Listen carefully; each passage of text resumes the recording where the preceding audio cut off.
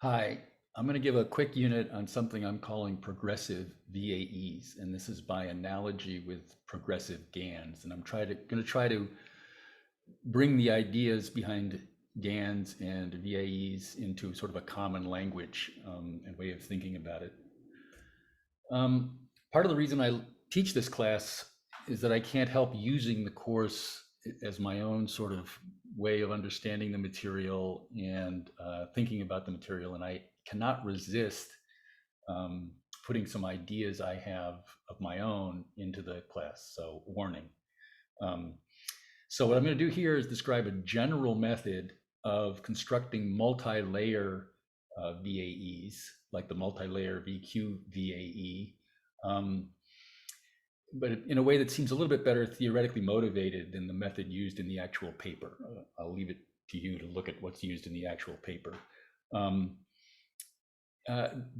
the intuition behind this is that we're going to make something that's similar to a progressive GAN, but we're going to replace the discriminator with an encoder. So we're going to train it as a VAE, but I want to think about its relationship to progressive GANs. So what happens in a progressive GAN is that we generate an image by generating low resolution layers in a convolutional neural network, like a 2x2, and then a 4x4, and then an 8x8 and 16x16. So we're generating layers of a CNN of increasing resolution, of larger spatial dimensions.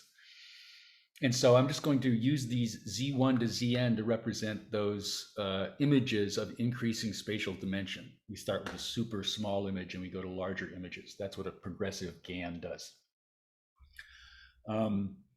So if we talk about the prior and the generator, the prior and the decoder, that defines a generator.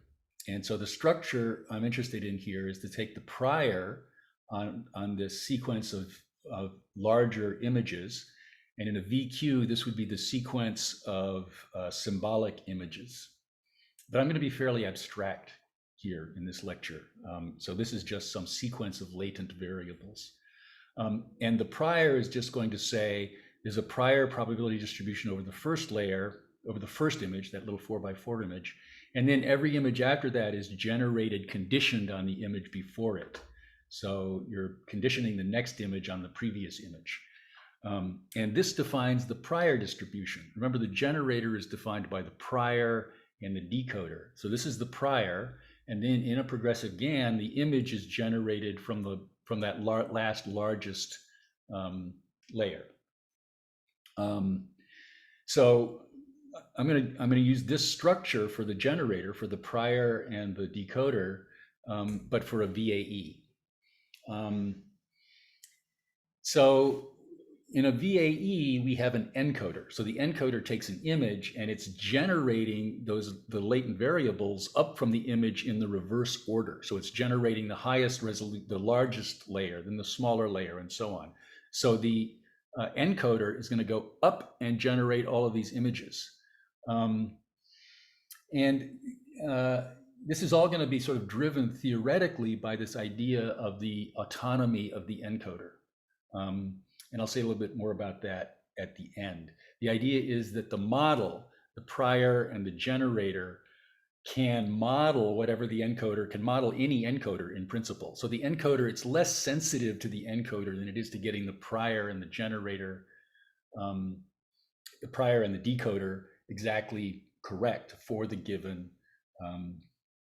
encoder. Okay, so what are we going to do? So we're going to train this thing. We have to train this encoder starting from the image to generate the layers up of the GAN. So we're first going to train the largest image, which is Zn, from the image itself, the largest layer of the convolutional neural network, the one that comes before the image. We're going to train that from the image, and we're going to do that just using phase one of the two-phase VAE strategy, meaning we're going to fix a very simple prior on Zn, and then just train this to optimize the VAE objective, but under a fixed prior. So that becomes a simpler training objective. But it does link the encoder to the decoder for this first layer. I'm just not very concerned about the prior. And then I'm just going to recurse. Now, once I've done that, remember when we did that in VAEs, once we did that, then we defined a more refined prior in a second pass for the latent variable. Well, how am I going to define a more refined prior for this latent variable now? Well, I can just recurse. I can model this with recursively a VAE. So I've defined my first layer encoder already. I'm just now defining the prior over this layer, and I'm doing it recursively. So I'm going to define the probability distribution over this layer by encoding it to the next smaller layer.